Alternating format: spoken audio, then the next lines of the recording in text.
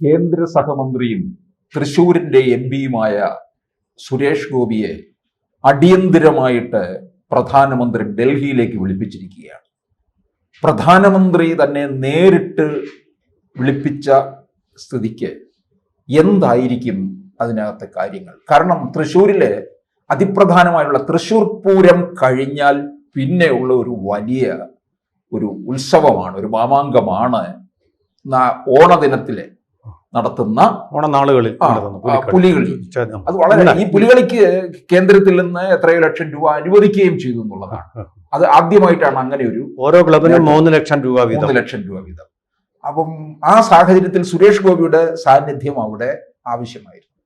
അത് പങ്കെടുക്കാതെയാണ് ഡൽഹിയിലേക്ക് കുതിച്ചിരിക്കുന്നത്.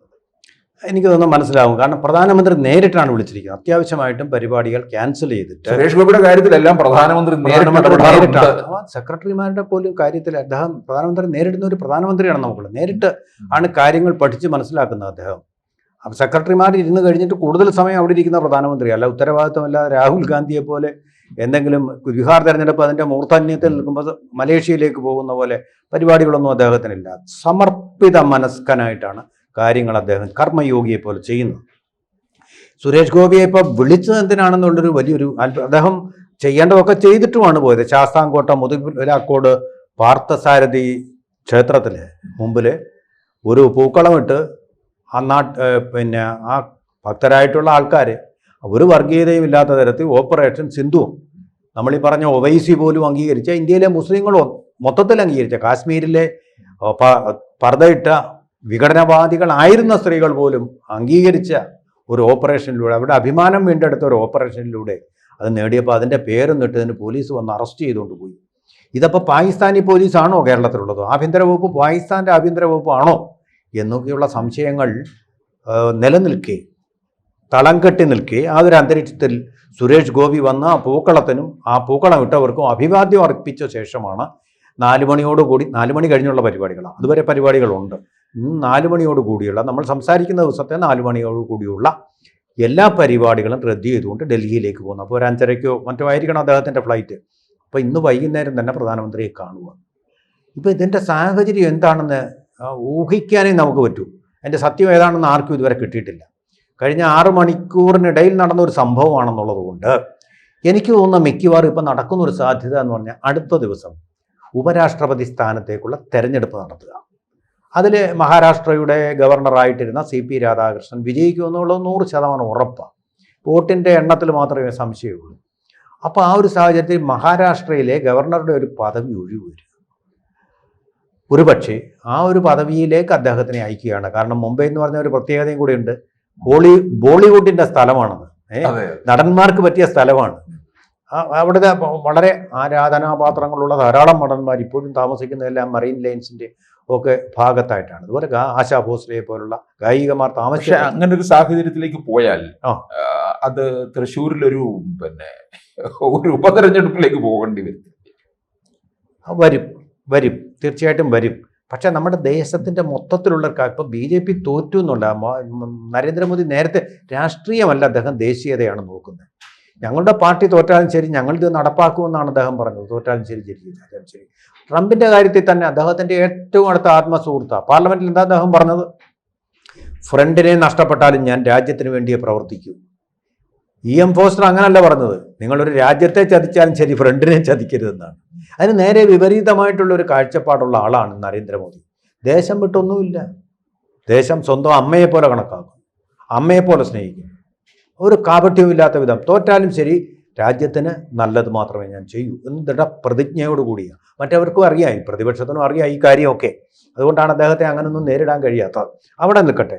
അപ്പോൾ ഒരു പക്ഷേ എനിക്ക് തോന്നുന്നത് സുരേഷ് ഗോപി നല്ല മനുഷ്യനാണ്. അദ്ദേഹത്തിനെ എതിർക്കുന്ന മറുപാർട്ടികളിൽ നിൽക്കുന്ന നടന്മാർ പോലും പറഞ്ഞിട്ട് ഇത്രയും. ഇപ്പോൾ കഴിഞ്ഞ ദിവസമാണ് മണിയമ്പിള്ള രാജു പറഞ്ഞത്, അദ്ദേഹത്തിൻ്റെ മകൻ ഇന്ന് ജീവിച്ചിരിക്കുന്നത് സുരേഷ് ഗോപി എന്ന് പറയുന്ന മനുഷ്യനുള്ളതുകൊണ്ടാണ്. കോവിഡ് കാലത്ത് അങ്ങ് വളരെ വിദൂരമായൊരു പ്രദേശത്ത് എന്ത് ചെയ്യണമെന്നറിയാതെ സ്തംഭിച്ചു നിൽക്കുമ്പോൾ സുരേഷ് ഗോപി ഇടപെട്ട് ചികിത്സ ഉറപ്പാക്കി ഇന്നും മകൻ ജീവിച്ചിരിക്കുന്നു. മണിയമ്പിള്ള രാജു പറഞ്ഞതാണ്. ഇദ്ദേഹത്തിൻ്റെ പാർട്ടിക്കാരൊന്നുമായിട്ടല്ല പറയുന്നത്, എല്ലാ പാർട്ടിയിലും പെട്ട എല്ലാ സ്ത്രീകളും ആദരിക്കുന്നവരും ഇതുപോലെ ആദരിക്കപ്പെടുന്ന ഒരു വ്യക്തി മോഹൻലാൽ പോലുമില്ല.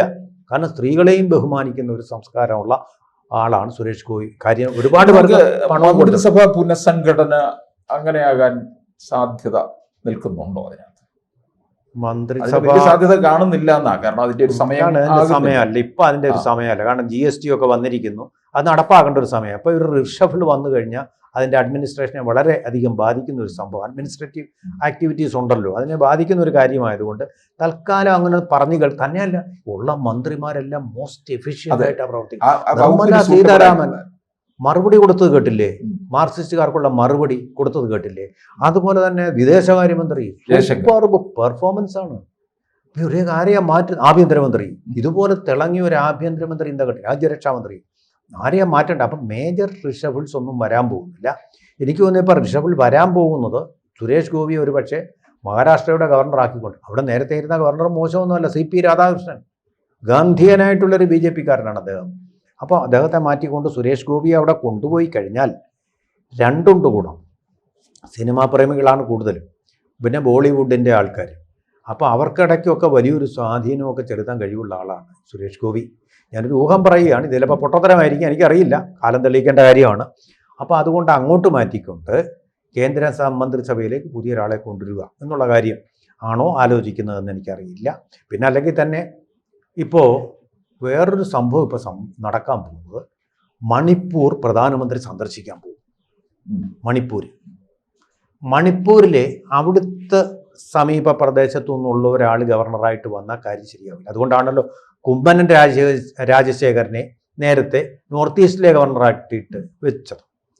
അപ്പോൾ അതുപോലെ അദ്ദേഹത്തിന് ഈ മണിപ്പൂരിലേക്ക് പോകാൻ ചങ്കൂറ്റമുള്ള ഒരാളാണ് സുരേഷ് ഗോപി. മണിപ്പൂരിലാകുമ്പോൾ അദ്ദേഹത്തിനോട് ആർക്കും കുക്കികൾക്കായാലും മൈറ്റികൾക്കായാലും നാഗാന്മാർക്കായാലും ഒരു വൈരം തോന്നേണ്ട വ്യക്തിയല്ലാതെ, ഇതിനൊക്കെ അതീതനായിട്ടുള്ളൊരു വ്യക്തി. അപ്പോൾ ആ രീതിയിൽ അദ്ദേഹത്തിനെ അങ്ങോട്ട് വിടാൻ വേണ്ടി എന്തായാലും ഒരു മേജർ ഡിസിഷനായത് വന്നിരിക്കും. അല്ലാതെ കുശലം പറയാനോ ചായ കുടിക്കാനോ വിരുന്നു സൽക്കാരത്തിനോ ഒന്നും അല്ലെന്നുള്ളത് വ്യക്തമാണ്. കാരണം പുലിക്കളിയും ഒക്കെ ഒഴിവാക്കിക്കൊണ്ട് പോകാൻ പ്രധാനമന്ത്രി 2-3 പ്രധാനപ്പെട്ട ചടങ്ങുകൾ ഒഴിവാക്കി കൊണ്ടുപോകാൻ പ്രധാനമന്ത്രി ഒരിക്കലും പറ്റില്ല, പറയില്ല. കാരണം ദേശീയ സംസ്കാരം ഇതിനോട് എപ്പോഴും ചേർന്ന് നിൽക്കുന്ന ആളാണ്. അത് വിട്ടിട്ട് പോകാൻ ഇപ്പോൾ എന്തോ അത്യാവശ്യ കാര്യം ഉണ്ടായിട്ടുണ്ട്. ഇതുമല്ലെങ്കിൽ എനിക്ക് അവസാനമായിട്ട് പറയാനുള്ള ഒരു കാര്യം, കേരളത്തിൽ ഇപ്പോൾ തദ്ദേശ തെരഞ്ഞെടുപ്പ്, അതുപോലെ തന്നെ സംസ്ഥാന തെരഞ്ഞെടുപ്പ്. അപ്പോൾ അത് വിജയിക്കണമെങ്കിൽ ആഞ്ഞു പിടിച്ചെങ്കിലേ പറ്റും. അപ്പോൾ സുരേഷ് ഗോപിയെ പോലെ വളരെ പോപ്പുലറും രാഷ്ട്രീയത്തിന് അതീതമായിട്ടുള്ള സ്നേഹ ബഹുമാനങ്ങളും ആർജിച്ച ഒരു വ്യക്തിയെ മുന്നോട്ട് വെച്ചുകൊണ്ട് ആ തെരഞ്ഞെടുപ്പിനെ നേരിടാനുള്ള ശ്രമമാണോ എന്നും എനിക്ക് സംശയമുണ്ട്.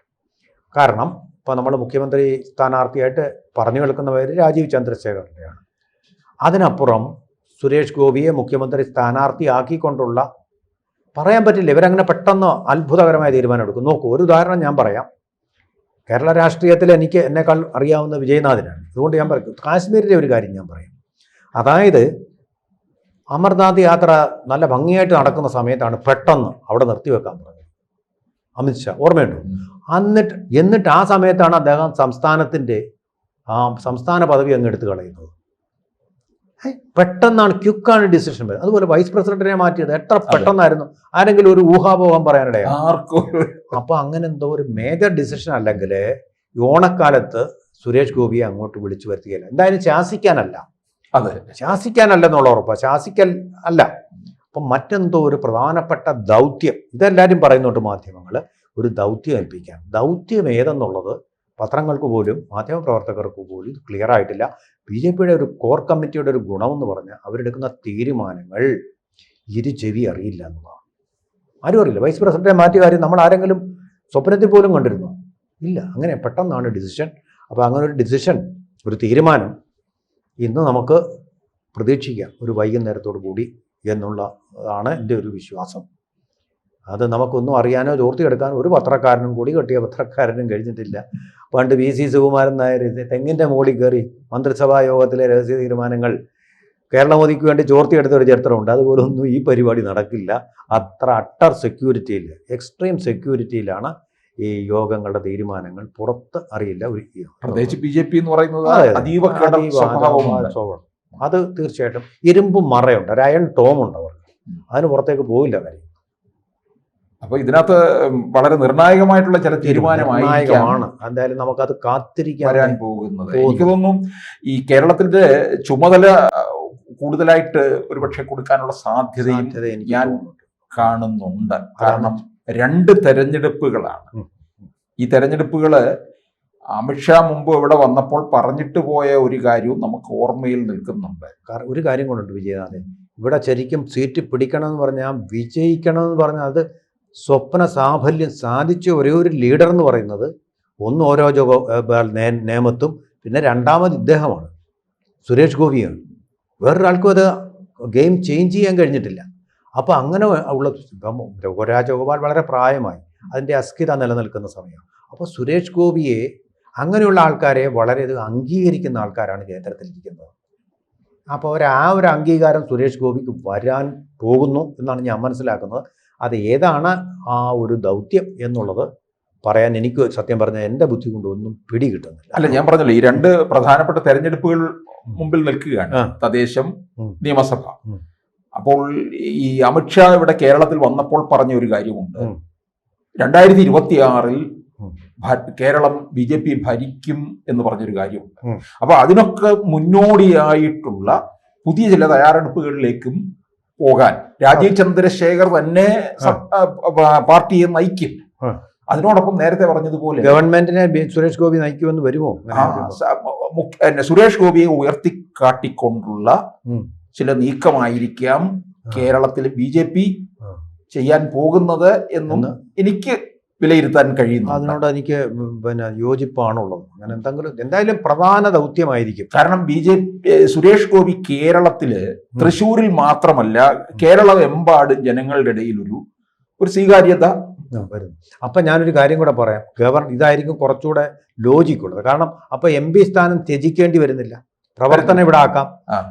ജയിച്ചു കഴിഞ്ഞ് ബാക്കി കാര്യമാണ്, ജയിച്ചു കഴിഞ്ഞ് മതിയല്ലോ ബാക്കി കാര്യങ്ങൾ തീരുമാനിക്കുന്നത്. അപ്പോൾ ആ MP സ്ഥാനം നിലനിർത്തിക്കൊണ്ട് കേരളത്തെ ദൗത്യത്തിൻ്റെ കടിഞ്ഞാൺ പിടിക്കാൻ സുരേഷ് ഗോപിയെ ഏൽപ്പിക്കാനാവാനും സാധ്യത. അപ്പം മുഖ്യമന്ത്രി സ്ഥാനാർത്ഥിയായി ഉയർത്തി കാണിക്കുക, അതെ, അങ്ങനെ കാരണം ജനകീയനാണല്ലോ. അതെ, സിനിമാക്കാരൻ എന്നുള്ള ഒരു പരിവേഷത്തിനപ്പുറത്തേക്ക് മനുഷ്യസ്നേഹി, ഫിലാന്ത്രോപിസ്റ്റ്.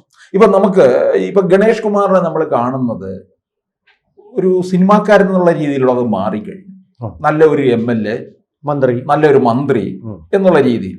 ഇതേ രീതി തന്നെ സുരേഷ് ഗോപിക്ക് അതിനപ്പുറത്തേക്ക് ആയി കഴിഞ്ഞു എന്നുള്ളതാണ്. അങ്ങനെ ആയതുകൊണ്ടാണല്ലോ 5 വർഷം അവിടെ തൃശ്ശൂരിൽ ഇറങ്ങി പ്രവർത്തിച്ചത് കൊണ്ടാണ് 2024 ആരും ഒരിക്കലും ഈ ഭൂരിപക്ഷം പോലും പ്രവചിച്ചിരുന്നില്ല എന്നുള്ളതാണ്. പലരും BJPയെ തോൽക്കും, ഒരു സീറ്റ് പോലും തുറക്കില്ല എന്ന് പറഞ്ഞിരുന്നതാണ്. അവിടെയാണ് 76,000 വോട്ടിന്റെ ഭൂരിപക്ഷത്തിൽ സുരേഷ് ഗോപി ജയിച്ചത്. അവിടെ കേന്ദ്ര നേതൃത്വത്തിന്റെ കണ്ണും ഉണ്ടായിരുന്നു. അമിത്ഷായും മോദിയും ഒക്കെ ആ മണ്ഡലത്തില് എപ്പോഴും ഉള്ളതുപോലെയാണ് അനുഭവപ്പെട്ടത്. കാരണം സുരേഷ് ഗോപിയുടെ മകളുടെ കല്യാണത്തിന് വരുന്നു, ഒക്കെ സജീവ പങ്കാളിത്തമായിരുന്നു അവിടെ ഉണ്ടായിരുന്നത്. അപ്പോൾ തീർച്ചയായിട്ടും ഇപ്പോൾ അടിയന്തരമായിട്ട് വെളുപ്പിച്ചിരിക്കുന്നതിനകത്തും നമുക്ക് എന്തെങ്കിലും വളരെ നിർണായകമായിട്ടുള്ള സ്ഥാനം ഉണ്ടാവാം. സുരേഷ് ഗോപിയെ മാർക്കറ്റ് ചെയ്യാൻ വേണ്ടിയിട്ടുള്ള ഒരു സ്ട്രാറ്റജി ആയിരിക്കാം അവരവരുടെ ബുദ്ധിശാലകളിൽ ആലോചിക്കുന്നത്.